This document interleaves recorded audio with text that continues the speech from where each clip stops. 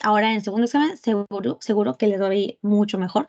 Los temas del final, a partir del siguiente tema, son más tranquis, no se preocupen, los exámenes son más tranquis, entonces hay chance, no se preocupen, ya no se alteren. Igual que cualquier duda, cualquier solicitud, estoy pendiente, así que me avisan, por favor. Claro, uno, dos. Ya, empezamos entonces. Ya, chicos. Ya más o menos sé el tema. Mañana, el próxima semana tal vez hacemos una en la mañana y otra en la tarde, ¿ya? Entonces empezamos con la asesoría de farmacología del dolor, ¿ya, chicos? Acá vamos a ver primero el mecanismo de cómo se genera el dolor en nuestro cuerpo. Ya, chicos, entonces primero acá vemos los analgésicos. ¿Qué es analgesia? Analgesia es quitar el dolor, ¿no? Y es la primera consulta que les va a venir el paciente. El dolor, ¿no? Sea crónico, sea agudo, intenso, suave, es una de las consultas más frecuentes que va a recibir cualquier doctor de cualquier especialidad, ¿verdad? Entonces, por eso este tema es muy importante. Y acá vamos a ver varios tipos de dolores. Y la escala terapéutica que nos dice la OMS, ¿ya? Acá vamos a presentar muchos tipos de analgésicos, los básicos, digamos, suaves, los más suaves, que son los antiinflamatorios no esteroideos que tenemos acá en el primer escalón. Acá está, ¿no? En el primer escalón, cuando uno tiene un dolor suave, ¿no? Bien chiquitito, bien poco, digamos, solo se le da estos fármacos suaves, ¿no? Que son la primera escala, paracetamol, antiinflamatorios no esteroideos, que son el primer grupo de fármacos que vamos a estudiar hoy. ¿Ya? Y pues va a combinarse eso. En cambio, ya cuando el dolor es un poquito más intenso, más moderado, ¿no? Más fuerte, se usa fármacos del escalón 2. Este es el segundo grupo de fármacos que vamos a estudiar. Bueno, al final vamos a estudiar este grupo de fármacos que son los opioides. Ya vamos a ir aprendiendo los nombres. Opioides, ¿no? Que acá está la codeína, el tramador. Dentro de los opioides también va a haber un rango, ¿no? De potencia analgésica que tienen los opioides. Entonces, desde los más débiles hasta los más fuertes también tenemos que aprendernos. Pero acá acuérdense solo que en el escalón 2 están los opioides débiles, ya que no son tan fuertes. Luego tenemos el escalón 3 donde ya el dolor es mucho más intenso.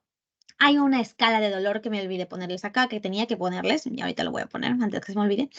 La escala EVA del dolor, ya la evaluación del dolor subjetivo que tiene el paciente. Ya, ese numerito de la escala de lo que les van a poner en los exámenes, así que se tienen que aprender eso. O sea, no tanto, ya algo general.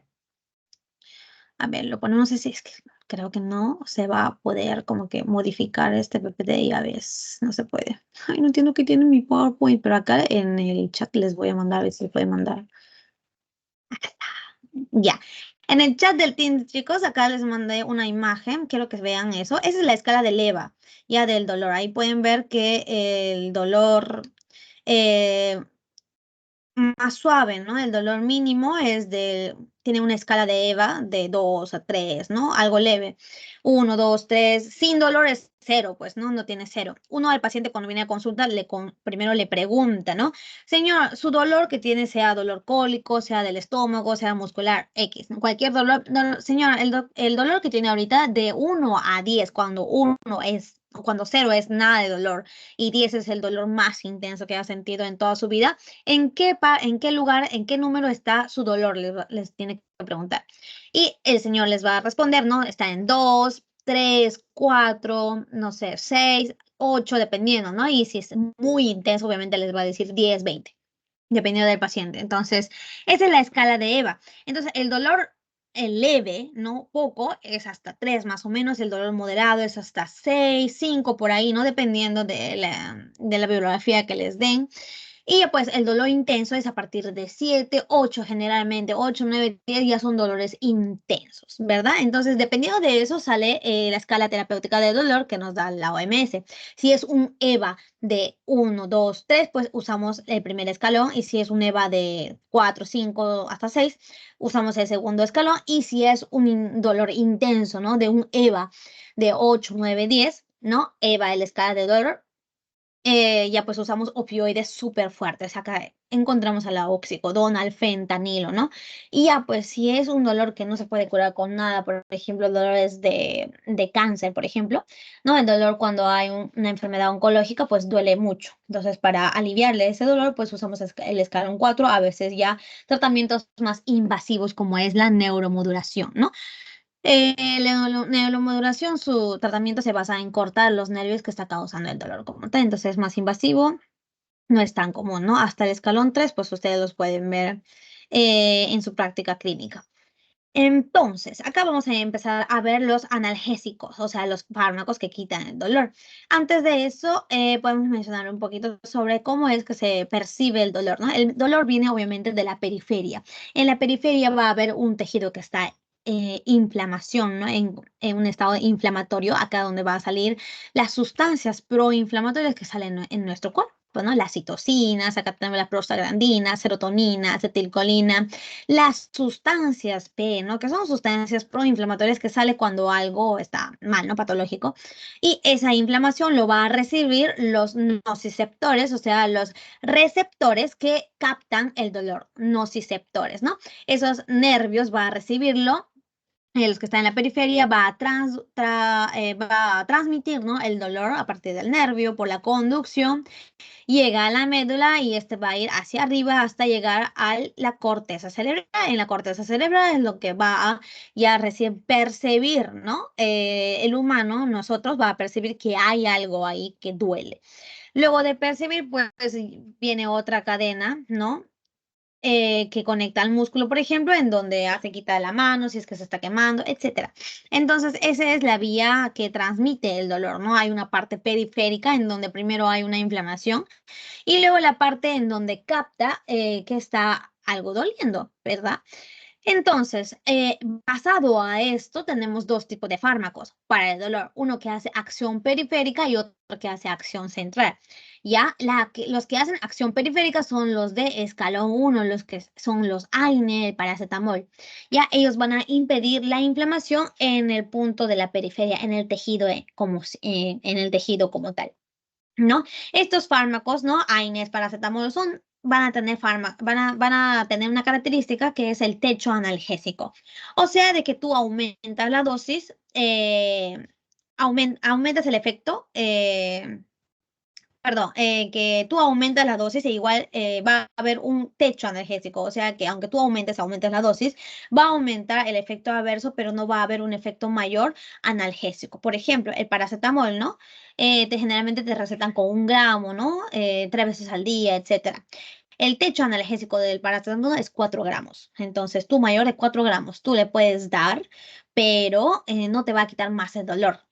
No va a haber un mayor efecto analgésico, pero sí va a aumentar el efecto adverso. Entonces, uno no puede recetar más de 4 gramos de paracetamol, ¿no? Eso es el techo analgésico. Aunque tú aumentes la dosis, va a aumentar solo el efecto adverso, más no el efecto analgésico. ¿Ok? En cambio, los de acción central, como son los opioides, ¿no? Los opioides, ellos no van a tener un techo analgésico. Entonces, tú puedes aumentar y aumentar la dosis y sí, el efecto o la potencia analgésica va a ir aumentando, pero también va a empezar a aparecerse los efectos adversos. Entonces, lo que tú tienes que hacer, saber cuándo parar, ¿no? Ver el beneficio y los efectos adversos del paciente y parar la dosis cuando eso esté en equilibrio, ¿no? Cuando le esté haciendo bien y en una dosis en donde no haya tanto efecto adverso. Esas son las diferencias de los fármacos de acción periférica y de acción central, ¿ya? Y pues siempre cuidar de los efectos adversos que pueden tener los fármacos de acción central, ¿no? Porque son los que más van a actuar en la transmisión entre nervio y nervio, ya son los opioides. Luego vamos a ver su mecanismo de acción. Entonces empezamos, chicos, con el primer grupo de fármacos, que son los antiinflamatorios no esteroideos, los más conocidos como AINES. Ya todo el mundo los va a conocer con este nombre, AINES. Y obviamente ustedes en algún momento de su vida han tomado, ¿no? Sea paracetamol, ibuprofeno, no sé, metamizol. ¿Qué más tenemos? En las mujeres, ¿no? También para su dolor menstrual podemos tomar naproxeno. Por ahí están, no todos son AINES, ¿no? Antiinflamatorios no esteroideos. Es un grupo heterogéneo de fármacos con propiedades antipiréticas, analgésicas, antiinflamatorias y antiagregantes plaquetarios. O sea, tienen 4 propiedades estos fármacos. Son antiinflamatorios no esteroideos y tienen las 4A. Antipiréticos, o sea, que quita la fiebre, analgésicos, quita el dolor, antiinflamatorios, que quita la inflamación, y antiagregantes plaquetarios, o sea, que evita que se coagula la sangre. Ya, estas 4 propiedades tienen estos fármacos. ¿Verdad? Entonces, dentro de los dolores tenemos diferentes tipos de dolor. Dolor visceral, que es causa por ejemplo, los cólicos, ¿no? El útero, el intestino te causa ese tipo de dolor, que es cíclico, ¿no? O sea, duele a veces disminuye el dolor, otra vez empieza a doler y así, son cíclicos generalmente. El otro es el dolor somático, ¿no? Puede cambiar por la posición, puede ser origen muscular generalmente. Y el otro es el dolor neuropático. Ese es uno de los dolores más intensos que puede vivir el paciente. Por ejemplo, este es una herida a causa de herpes, ¿ya? El herpes es un virus que se queda almacenado o, bueno, latente, ¿no? En los nervios. Entonces, ellos generan inflamación en el mismo nervio. O sea, es un dolor sumamente intenso porque no solo transmites el dolor, sino el órgano que era el nervio que transmitía el dolor está inflamado. O sea, es un dolor muy intenso. ¿Ya? Entonces, generalmente va a ser un EVA de 7 o 8. Hay un dato extra. Entonces, la inflamación, ¿no? Estos 4 signos son los signos de la inflamación: el enrojecimiento, la calentura, el hinchazón, el dolor. ¿Ya? Aumento de temperatura, la calentura, ¿no?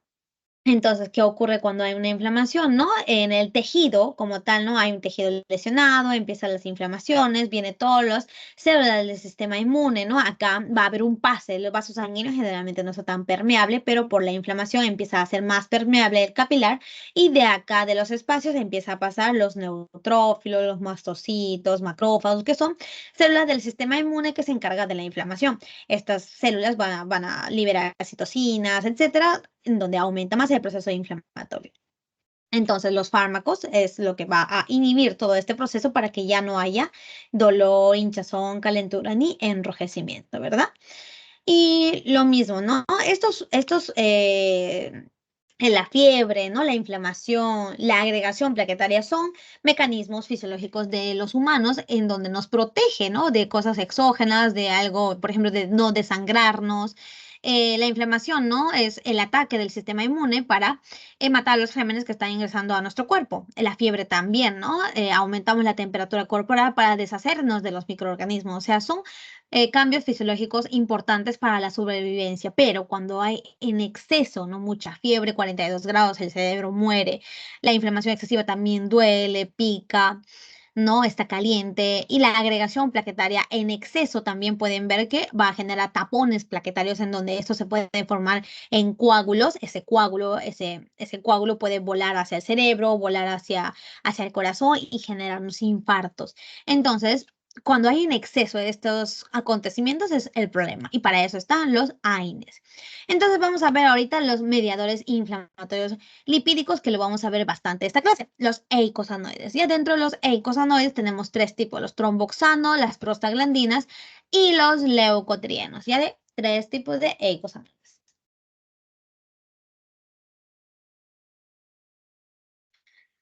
Ya.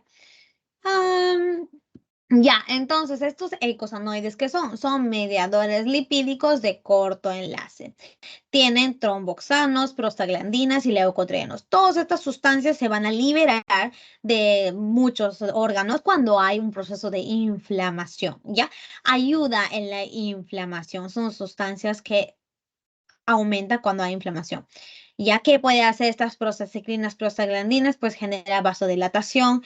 El tromboxano 2, otros leucotrienos generan vasoconstricción. Leucotrienos aumenta la permeabilidad, ¿no? Del capilar para que las células del sistema inmune pase. Y otros leucotrienos también hacen la quimiotaxia o la adhesión leucocitaria. Entonces, ayudan al proceso de la inflamación, ¿no? Para que las células del sistema inmune pueda avanzar más rápido. Entonces, estas prostaglandinas o, bueno, eicosanoides van a tener receptores metabotrópicos, al igual que algunos fármacos que hemos visto, ¿no? Las clases pasadas. Acá la prostaglandina E2, por ejemplo, va a tener su receptor metabotrópico, donde tiene la proteína G alfa S, que aumenta la actividad de la adenisiclasa y aumenta el AMP cíclico. Prostaglandina E2 al final, pues, ¿qué va a hacer? Fagocitosis, va a aumentar, ¿no? Los factores inflamatorios, etcétera, etcétera, etcétera.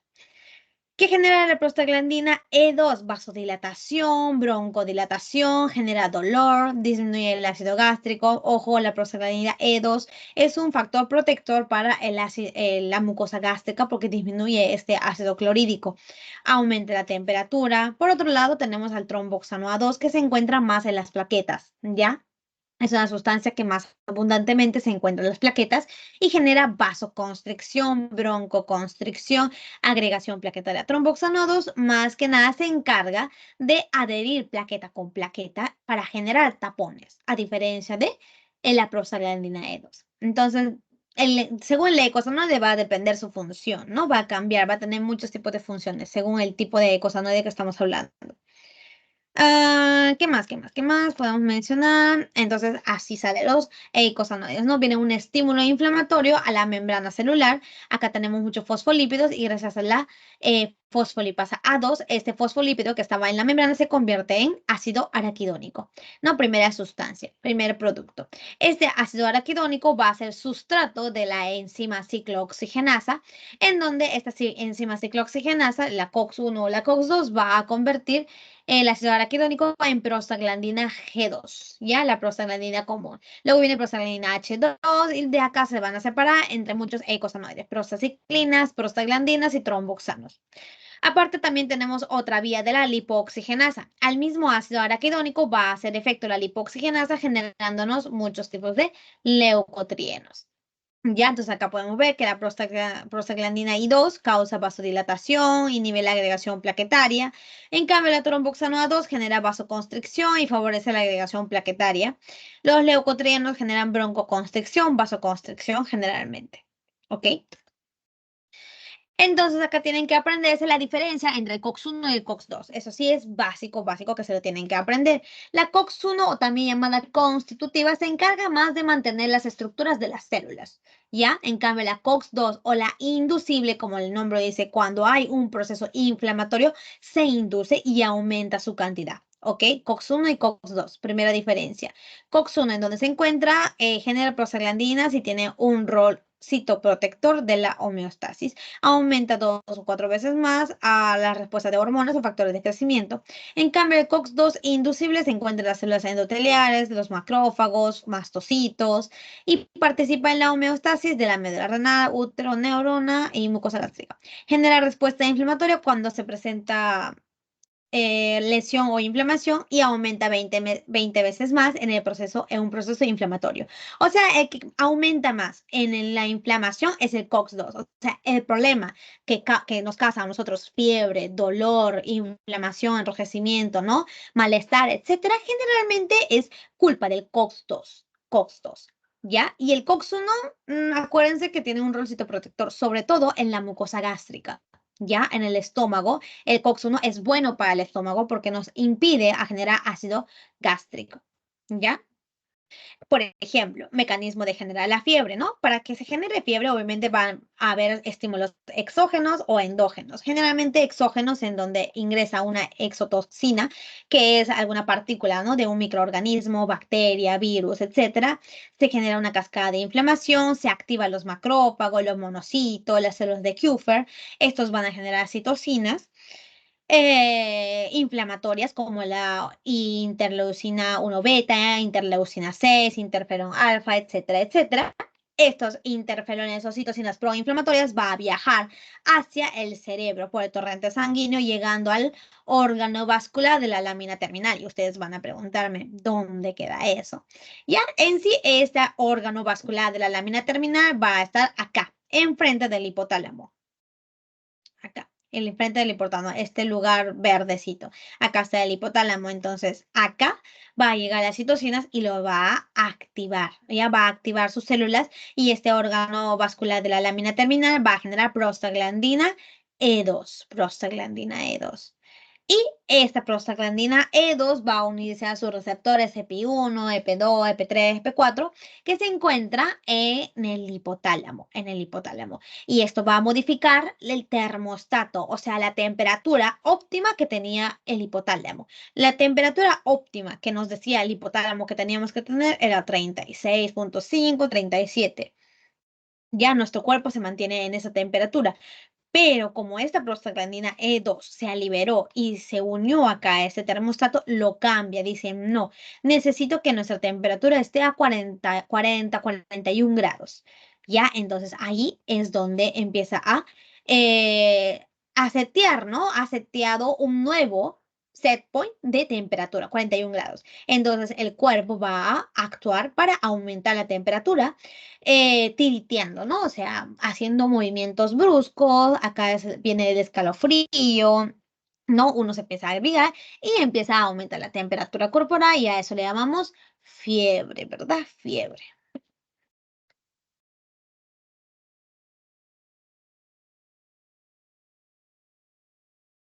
Y ya está. Entonces, para eso nosotros lo que queremos es evitar que se generen estas prostaglandinas. Y ahorita vamos a ver cómo es que los AINES pueden evitar generar prostaglandinas.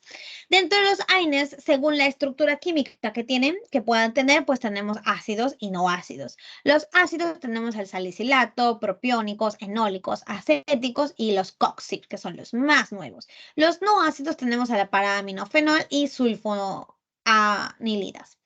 Acuérdense de los nombres de abajo. Ácidos tenemos a la aspirina. Acá está dentro de los propiónicos está el naproxeno, ibuprofeno, ketoprofeno, son los más comerciales, los que más se escucha, según yo. Enólicos, metamizol, piroxicam, meroxicam. Acuérdense, tratan de acordarse de los grupos farmacológicos. O sea, si les preguntan, ¿cuáles son los fármacos enólicos? AINES, metamizol, piroxicam, meroxicam. Los de acéticos son los ketorolaco, diclofenaco, indometacina. Dentro de los coxib, esto es fácil, pues no, su nombre termina en coxib. Celecoxib, heterocoxib, luminacoxib. Son los más nuevos y los más caros también. En la MINSA no se va a encontrar tanto, ¿no? Dentro de los no ácidos tenemos al paracetamol y a la nimesulida. Nimesulida. Entonces, el único que les van a preguntar que no, que es como que una pregunta capciosa es el paracetamol. El paracetamol lo vamos a presentar en este tema que son los AINES, pero hay cierta bibliografía que no lo considera como si fuera un AINES porque no va a tener todos los cuatro A's que tenían los AINES, ¿no? Los AINES eran antipiréticos, analgésicos, antiagregantes plaquetarios y antiinflamatorios. Tenían cuatro A's. Pero el paracetamol no tenía el principal, que es la antiinflamación, ¿ya? No tiene esa actividad, no tiene esa propiedad. Entonces, no se le puede decir que son antiinflamatorios no esteroideos porque no tiene actividad antiinflamatoria. Pregunta capciosa, pero el paracetamol, ¿qué hace? Hace analgesia muy bien y antipirético, ¿no? Baja bien la temperatura y es muy seguro para el embarazo. Se puede dar en embarazadas, a diferencia de otros fármacos. ¿Ok?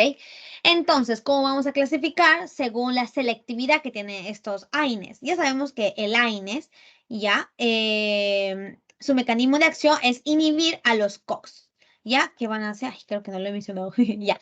El, la ciclooxigenasa, ¿no? Esta ciclooxigenasa va a ser inhibida por el AINES. O sea, el mecanismo de acción del AINES es inhibir esta enzima ciclooxigenasa, ¿ya? Es su mecanismo de acción, es lo único que se tiene que aprender. Y acá el AINES puede inhibir al COX-1 y al COX-2 porque ambos son ciclooxigenasas. Pero lo que más deseamos nosotros es inhibir al COX-2 porque es el que aumenta más en un proceso inflamatorio.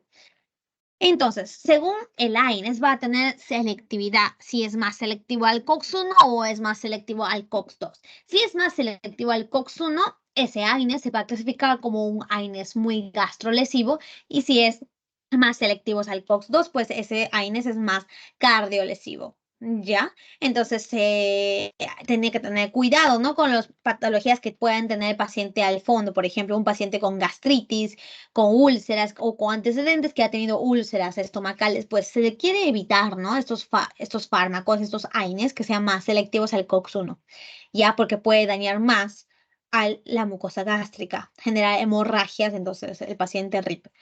tratamos de evitar eso. O pacientes que son cardiópatas, ¿no? Insuficiencia cardíaca, hipertensión arterial, ¿no? A esos pacientes tratamos de no darles fármacos selectivos al COX-2.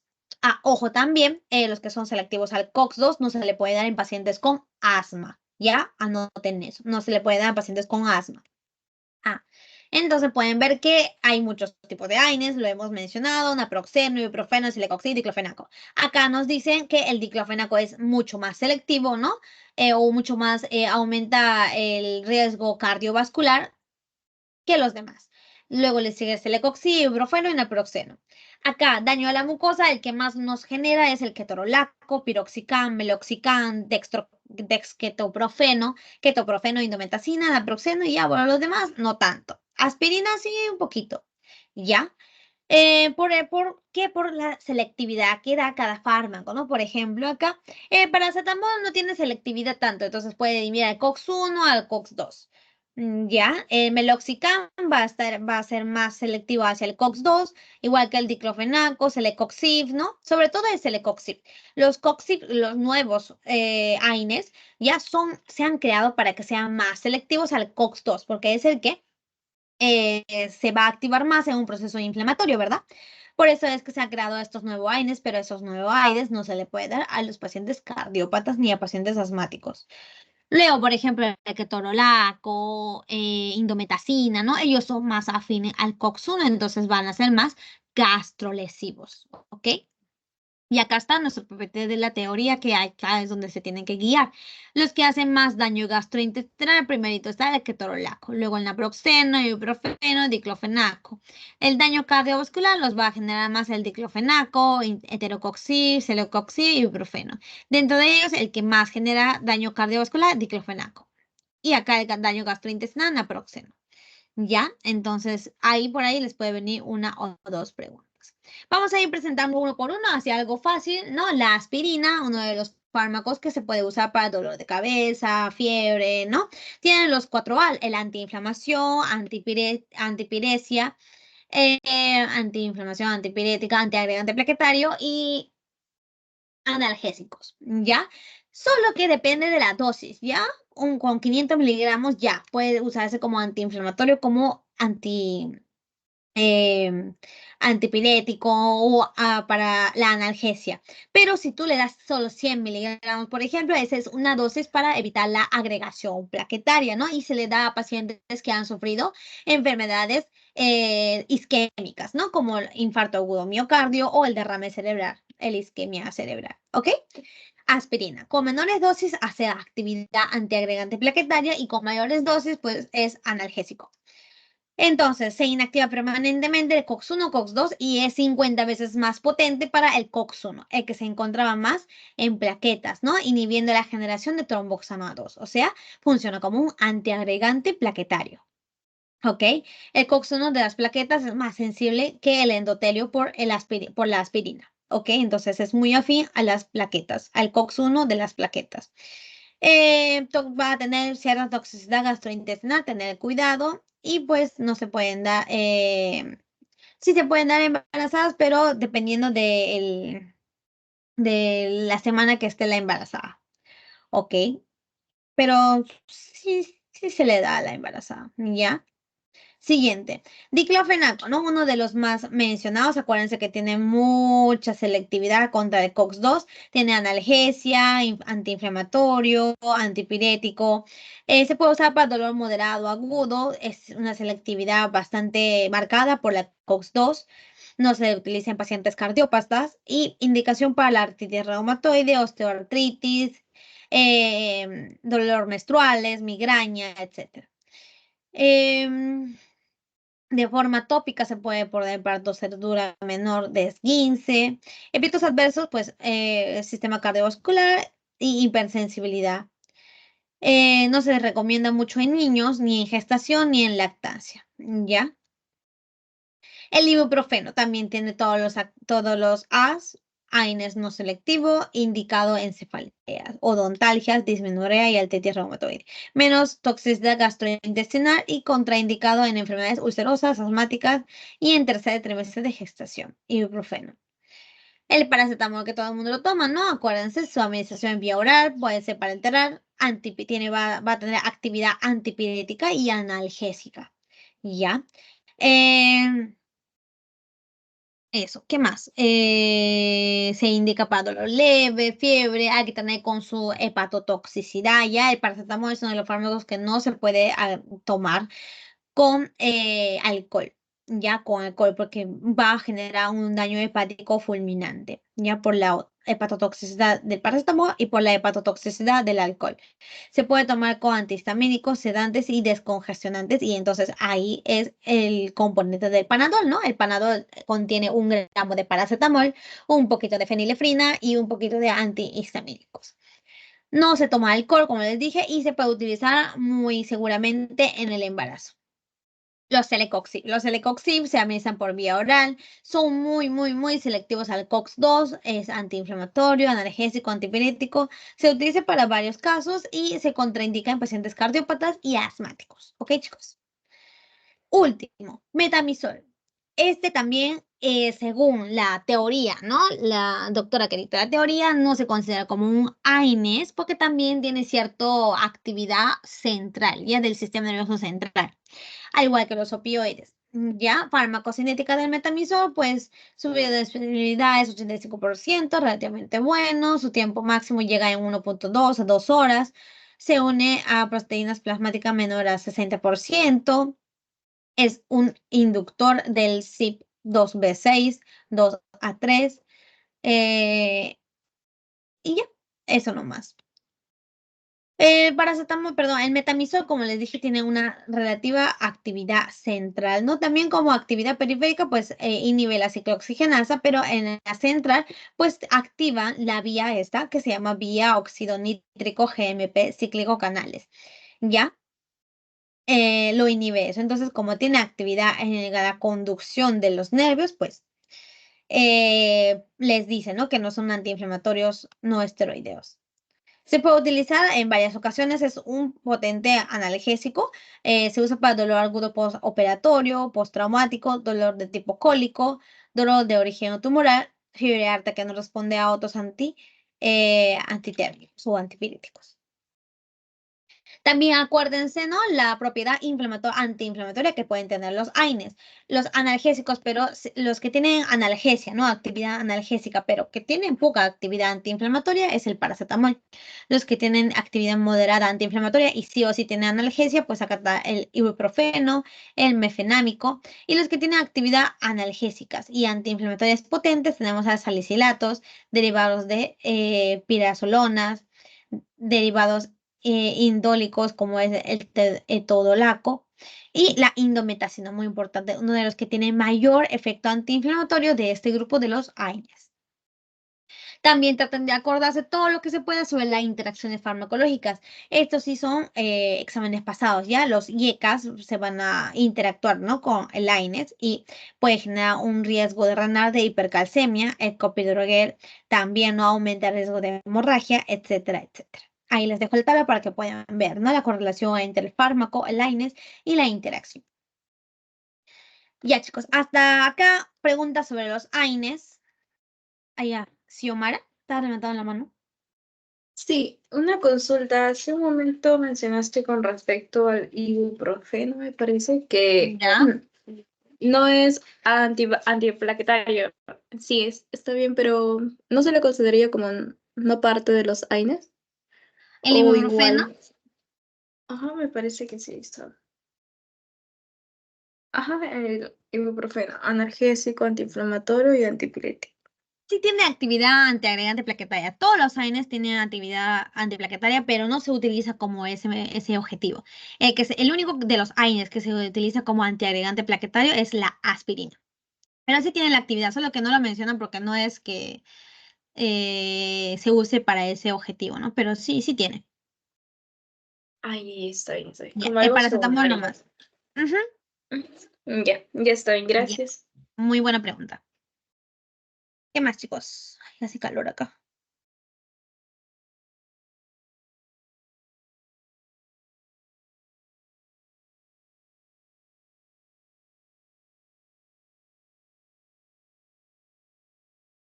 Seguimos entonces sobre un poquito de los corticoides, ¿ya? Antiinflamatorios esteroideos. Hemos visto los antiinflamatorios no esteroideos y ahora vamos a ver los antiinflamatorios esteroideos, ¿verdad?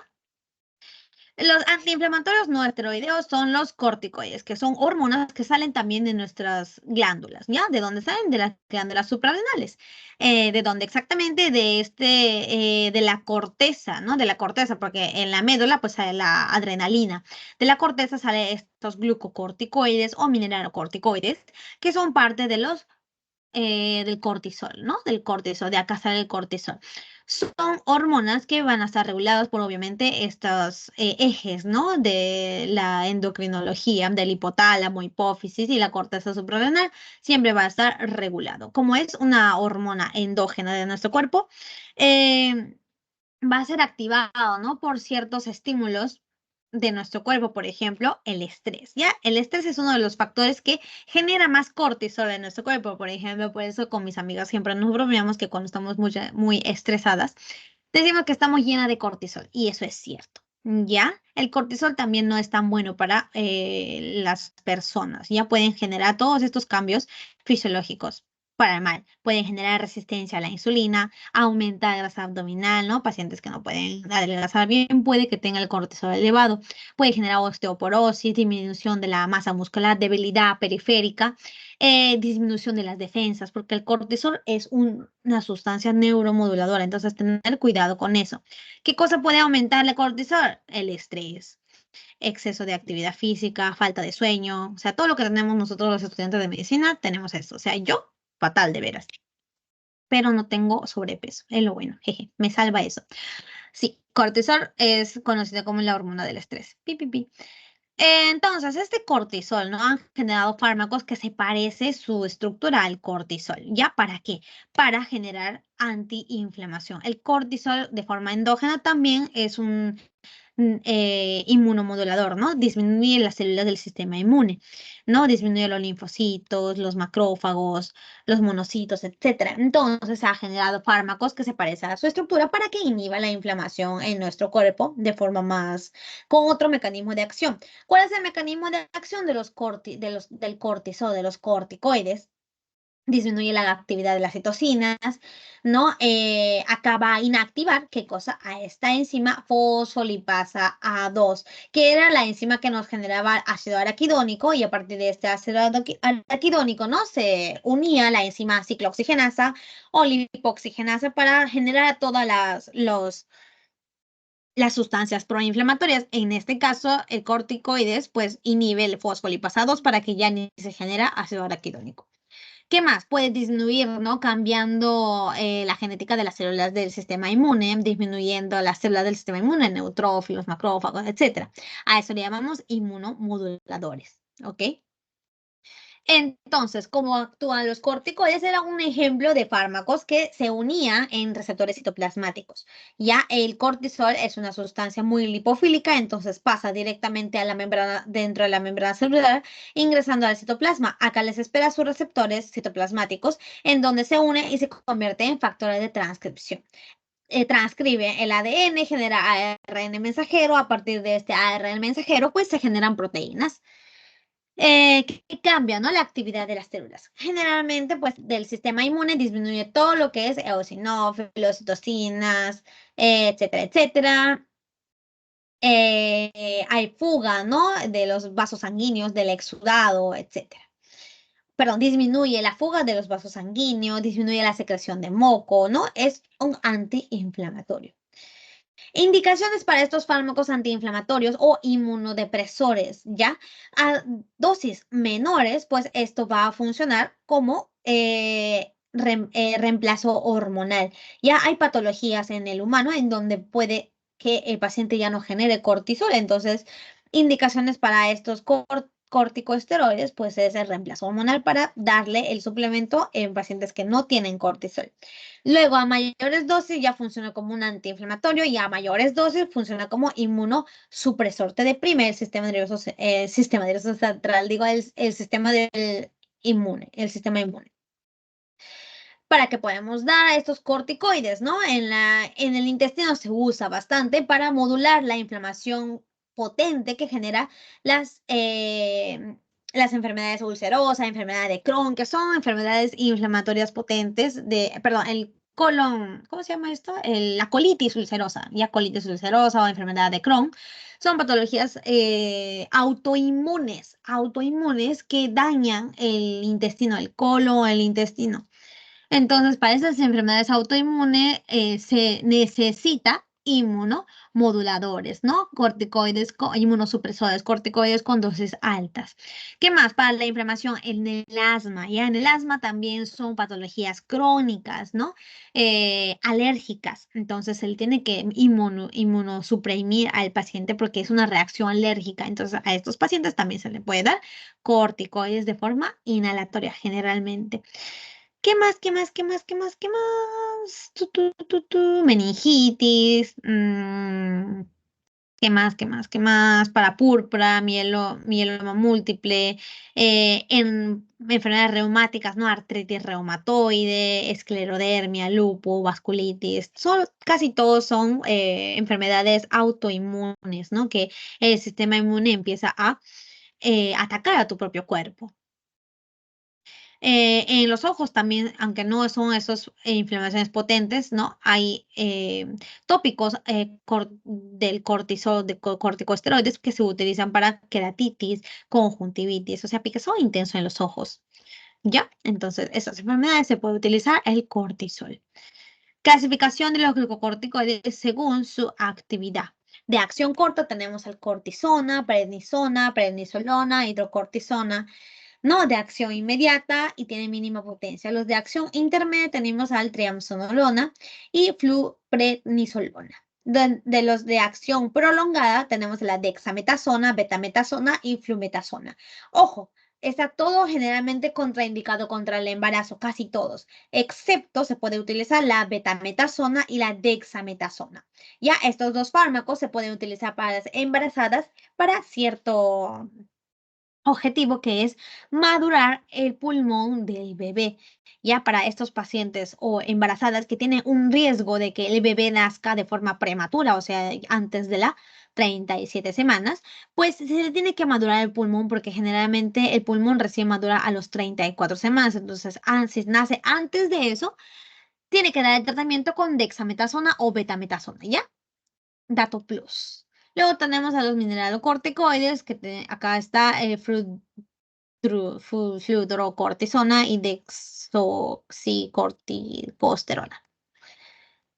¿Qué más? Efectos adversos del corticoides puede ser hipertensión, úlceras pépticas, ¿no? Porque daña la mucosa gástrica, debilidad muscular, aumento de la presión ocular, ¿no? Cuando se administra corticoides de forma tópica, pero ya prolongada, no más de 3 semanas, 4 semanas, hay que tener cuidado con las dosis. Alteración de crecimiento, debilidad muscular, osteoporosis, etcétera. Contraindicaciones absolutas la gestación y lactancia, excepto betametasona y dexametasona. Para infecciones, no puede inmunosuprimir al paciente y las infecciones que podía tratarse el mismo paciente, pues ya no va a poder porque se está dando corticoides.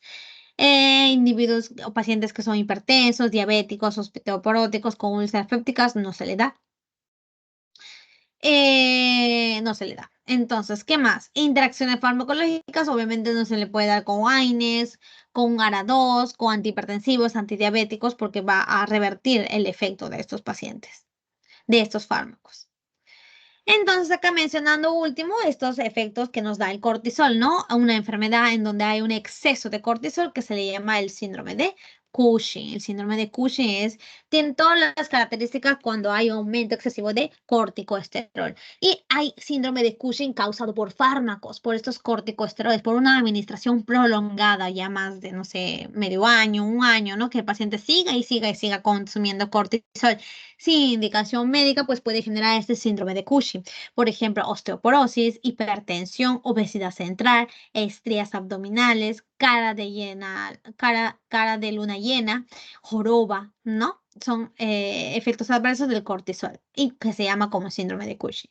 Luego tenemos lo contrario cuando un paciente no tiene cortisol, ¿ya? Y también puede ser causado por la administración continua de fármacos cuando el paciente deja de consumir estos cortisoles de forma brusca nuestra glándula suprarrenal estaba confiadísima de que había cortisol, entonces no se había preparado en generar más cortisol cuando se quita la administración de forma brusca. Y lo que genera es pues esto, el síndrome de Addison, ¿no? Encías negras, piel negra, agitación, puede generar hipotensión, ¿qué más, qué más, qué más? Hipoglicemia. Y eso, ¿no? Puede generar crisis. Este es más peligroso, ¿no? El aumento de cortisol de forma excesiva es mucho más peligroso que el aumento de, perdón, la déficit, ¿no? Cuando no hay cortisol es más peligroso que cuando hay cortisol. Igual es peligroso a largo plazo, pero acá es de forma aguda. Entonces, sobre los corticosteroides, y ya terminamos, era un capítulo relativamente resumido. Acá lo que me quiero enfocar más sería sobre los opioides, ya opioides. Acuérdense todo sobre opioides. Es interesante también, ¿no? La hidrocodona, por ejemplo, es un opioide que lo tomaba Doctor House por su dolor de pierna, ¿no? No sé qué exactamente qué ha pasado con su pierna, pero tomaba hidrocodona, que es un tipo de opioide. El opioide, ya sabemos, son analgésicos, le dan el nombre de narcóticos, es generado por una cierta planta que se llama amapola.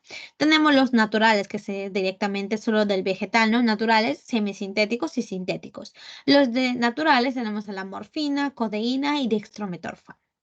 Semisintéticos tenemos a la oxicodona, tramadol, y los de sintéticos tenemos a la metadona, fentanilo, meperidina, etcétera. Los rojitos tienen que aprenderse sí o sí, ya estos nombres. Loperamida también han usado ya, no como antiinflamatorio esteroideo, sino como un antidiarreico, se ha preguntado el ciclo pasado, creo, o antes. Loperamida, ya es parte de los opioides, pero se utiliza de forma diferente. Se utiliza para la enfermedad diarreica. Ya. Los demás rojitos sí o sí aprendan. La codeína también muy importante. Es uno de los opioides naturales débiles. Dextrometorfano también. No se usa tanto como para evitar el dolor, sino como más como para evitar una tos. Y a pacientes que están tosiendo y no les pasa, pues se les puede dar estos fármacos que son antitusígenos, o sea, que evitan la tos. Acá está su farmacocinética de todos los opioides, se administra por vía oral, se distribuye bien, metaboliza en el hígado, se excreta por la vía renal generalmente, y su mecanismo de acción, como les había comentado, actúa en el sistema nervioso central entre neurona y neurona. Otra vez vemos esta imagen, ¿no? Neurona presináptica y neurona postsináptica. Este fármaco, ¿no? Estos opioides se van a unir al receptor muscarinic, al receptor mu, perdón, al receptor mu, y disminuye la acción de los neurotransmisores. Tenemos la acción presináptica, en donde disminuye la entrada de calcio y abre los canales de potasio por estos receptores mu presinápticos, y una acción postsináptica, en donde activa la proteína G inhibitoria y va a disminuir la acción de potencial de acción que había ocurrido en la neurona postsináptica. ¿Ok? Eso es. Va a existir, entonces acá vemos más el mecanismo de acción. El opioide no se puede unir en el receptor mu. Hay muchos tipos de receptores, pero uno de ellos es el mu. Se une a la neurona postsináptica, al receptor que está acoplado a una proteína G inhibitoria, ¿no? Esta proteína G inhibitoria se activa y va a inhibir la adenosiclasa, no va a haber proteína quinasa A y no va a haber cambio fisiológico deseado. Opioide. Entonces, ¿qué más? Disminuye la excitabilidad eléctrica, entonces va a haber disminución del potencial de acción y esa neurona se deprime. Ya no va a conducir el dolor y felices todos. También tenemos neuronas presinápticas, en donde su mecanismo de acción es inhibir, ¿no? La generación de moléculas inflamatorias y de la entrada de calcio. Si hubiera calcio, habría exocitosis y los neurotransmisores iban a salir. En cambio, no seguir conduciendo el dolor, pero como se ha evitado acá, pues ya no va a haber ingreso de calcio y ya no va a salir las vesículas. Entonces, dos tipos de mecanismo de acción, una acción presináptica y otra acción postsináptica. Y acá está la potencia analgésica. La potencia analgésica es según la potencia que tanto quita el dolor del fármaco, ¿no? Antes de eso vamos a ver cuáles son los que estimulan los opioides. Los opioides van a tener tres tipos de receptores. El receptor mu, delta y kappa. Ya, receptor mu, delta y kappa. Ya cuando se activa el receptor Mu, pues genera analgesia periférica, genera euforia, dependencia, disminución de la movilidad gastrointestinal, uno de los efectos adversos de los opioides. Si se actúa en el receptor delta, pues la analgesia supraespinal está más o menos, analgesia espinal está bueno, no va a tener analgesia tanto periférica y pues genera dependencia, euforia, al igual que la Mu. Receptor kappa, pues acá no hay nada, no hay analgesia supraespinal, no hay depresión respiratoria, no hay euforia, ¿ok? Entonces, ahora si hablamos de la escala de la potencia analgésica, empezamos con la morfina. La morfina es la guía de cuál de los opioides es más fuerte o más débiles que ella. La morfina, ¿no? Poniéndole 1, la metadona va a tener una fuerza analgésica de 1.5, o sea, 0.5 más que la morfina. Luego la heroína, dependiendo de la morfina, pues va a tener una potencia analgésica de 3 a 4. Y acá todavía se puede utilizar en la escala de EVA, 6 por ahí. En cambio, ya acá los que son buprenorfina, alfentanilo, remifentanilo, sulfentanilo, pues estos fármacos opioides fuertes, potentes, solo se puede usar en el escalón 3. Y también, así como hay fuertes, a comparación de la morfina, hay menos fuertes con menos potencia analgésica, como el tramadol, meperidina, dextropropoxifeno y codeína. ¿Ok? Traten de aprenderse el orden, el orden. ¿Cuál es un opioide fuerte? ¿A qué pacientes se le va a dar? A pacientes con EVA 8, EVA 9, ¿no? Dolor intenso. Se le puede dar sulfentanilo, remifentanilo, alfentanilo, uno de ellos. Si el paciente tiene, ¿no? Un EVA de 3, de 4, pues solo se le da tramadol y ya, ¿no? Opioides con menos potencia analgésica.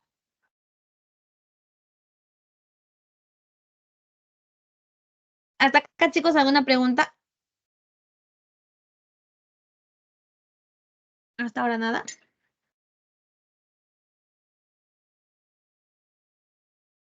Ya empezamos con los opioides. ¿Qué tal, chicos? ¿Alguna pregunta? Hasta el momento nada, todo bien, todo claro.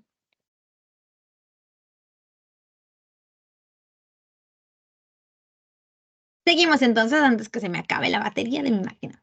Dentro de los opioides tenemos esta clasificación según mecanismo de acción también, ¿ok? Los agonistas puros, agonistas parciales y antagonistas puros. Dentro de los agonistas puros tenemos a los que solo actúan como agonistas en ciertos receptores. Si es el receptor Mu, pues es un agonista puro del Mu. Tenemos acá la morfina, codeína, dextrometorfano, bla, bla, bla. Y ya. Sí, dentro de los agonistas, antagonistas significa que un mismo opioide puede unirse al receptor Mu y al otro receptor eh, kappa, pero que hace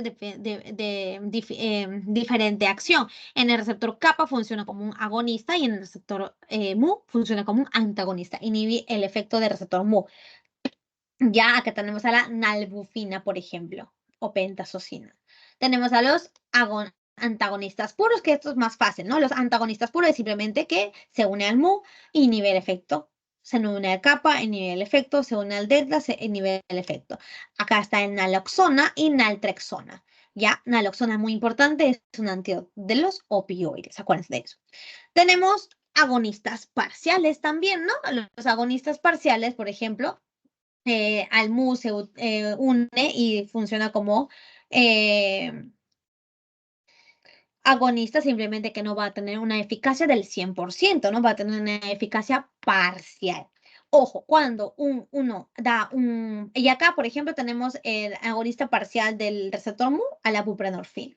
Entonces, tú cuando agregas un agonista puro, por ejemplo, la morfina, y un agonista parcial como la buprenorfina, el agonista parcial funciona como un agonista inverso y genera una acción contraria, o sea, va a funcionar como un antagonista. Es un dato curioso, de veras. Cuando se agrega un agonista puro y un agonista parcial, el agonista parcial funciona como un antagonista de forma automática. ¿Ya? Disminuye el efecto farmacológico. Y acá están los signos y síntomas que nos da cuando tomamos en exceso estos opioides. Ya tenemos disminución de la frecuencia cardíaca, función respiratoria, temperatura, miosis de las pupilas y ruidos abdominales, hipotermia. La tríada clásica de la intoxicación por morfina, digo, de los opioides, la depresión respiratoria, depresión del sistema nervioso central, miosis puntiforme. ¿Ok? Miosis puntiforme, o sea, ni siquiera miosis así leve, sino va a ser la pupila como si fuera un puntito chiquito. Ya, triada, miosis, depresión respiratoria y depresión del sistema nervioso central o estupor. Antídoto para una intoxicación por opioides, acá tenemos a la naloxona y naltrexona. ¿Ok? Y acá les resumen de todo esto, lo que acabamos de hablar. El receptor MU, la acción del receptor MU se basa en la analgesia, depresión respiratoria, adicción, genera euforia. En cambio, el kappa genera analgesia espinal, etcétera, etcétera, pero genera disforia. Y el receptor delta, pues, genera analgésico, ansiolítico, inhibición de la, o también puede generar inhibición de la peristalsis. Tenemos acá al receptor MU, tenemos también péptidos endógenos, o sea, algunas sustancias endógenas que actúan en el receptor MU. Por ejemplo, la beta-endorfina, metionina e encefalina. Dentro de los péptidos endógenos, también en la capa tenemos a los que se unen al capa, como las dinorfinas, y los que se unen al delta, que son las leucina e encefalina, ya sustancias que tienen actividad similar al opioide. Luego tenemos a los fármacos agonistas, que del RMU, por ejemplo, la morfina, el fentanilo, del kappa tenemos a la morfina pentazocina y delta la morfina. Ya, como un agonista parciales del MU tenemos a la buprenorfina, dentro de los antagonistas tenemos a la naloxona y pentazocina. ¿Ok? Naloxona, buprenorfina, naloxona, naldridol. Entonces, simplemente naloxona como antídoto. ¿Qué efectos nos genera el opioide? Como está deprimiendo el sistema nervioso central, puede generar sueño, coma, convulsiones, ¿no? El ojo está puntiforme, va a haber depresión respiratoria, depresión bradicardia vagal, ¿no? Disminuye la frecuencia cardíaca del corazón, disminuye la frecuencia respiratoria también, depresión del sistema respiratorio, y el intestino también va a disminuir su motilidad. Ya la morfina tiende, o la morfina o otros opioides tienden a extenuar un poco a los pacientes, pero se les va a pasar. ¿Qué más? ¿Qué más? ¿Qué más? ¿Qué más? ¿Qué más? ¿Qué más? Solo eso, chicos. ¿Qué más podemos mencionar según en qué receptor actúa más? Por ejemplo, la morfina obviamente va a actuar más en el receptor MU, la metadona también, el tramadol también, fentanilo también y oxicodona también. ¿Ya? Son los agonistas puros de receptor MU. Los agonistas completos de receptor delta y kappa, lo mismo, ¿no? No es necesario que se aprendan todo, pero si pueden, ahí denle un ojo. Entonces, efectos adversos del opioide. Nos genera alergias, náuseas, vómito, lo más común, ¿no? Estreñimiento, somnolencia, euforia. Estados confusionales, retención urinaria, sequedad de boca, diaforesis, prurito, alucinaciones, hipertonía, mioclonía por la hemorragia intracraneal. ¿Qué más? ¿Qué más? ¿Qué más? ¿Qué más puedo mencionar acá?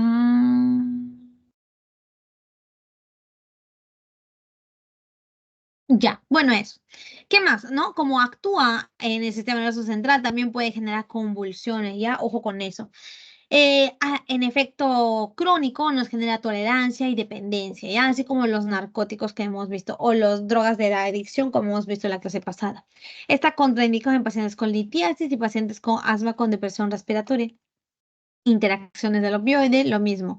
Con los inhibidores de la monoxigenasa, aumenta el riesgo del síndrome serotoninérgico, menor efecto con inductores del CYP3A4.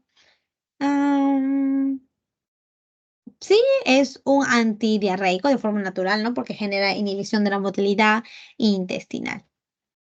Entonces, esto que hemos visto en la clase pasada, ¿no? La dependencia, el síndrome de abstinencia, tolerancia, sensibilización, son también,